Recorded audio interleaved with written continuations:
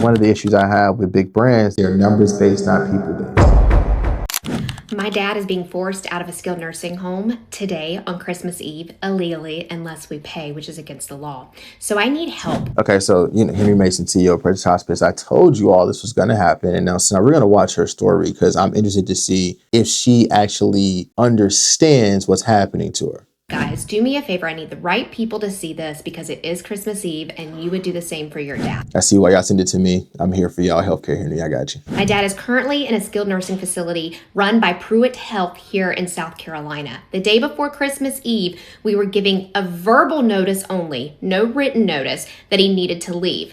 No discharge paperwork, no appeal rights. They will not do a peer-to-peer review, and no place for him to go. Okay, so right off the bat, again, I don't have a lot of information. I'm going to assume that this person does not have Medicare in place, and what they probably have is private insurance. I continue to tell you guys multiple times, again, these are pure assumptions. You have to go get Medicare. There's Medicare Advantage plans, these other plans. You need a very specific Medicare Part A, Part B, and Part D plan.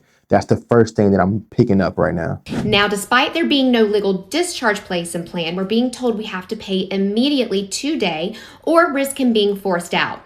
That happens every day, right? So you're going to get a plan of care, initial plan of care when you go to a nursing home. That's what you're supposed to get. Ask for it if you haven't. And that's going to have your plan, right? Now, that plan can change from week to week or every other week, however they see fit, depending on their progressions. For instance, if you go into the rehab side for physical therapy, they find out week 2 of a 6-week plan that you can't walk anymore. They can't bill for you for week 3. So they're going to probably try to get you out of there and send you home with hospice, something of the sort. Also stated, we have no problem forcing him out. We force people out to homeless shelters all the time.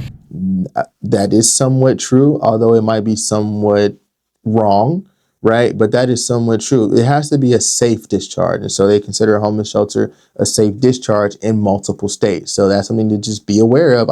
These are things that we talked about before. I did try to tell you guys, like, this was happening. So here's her story. Pay attention. And we don't have a problem doing that to Mr. Frank Honeycutt.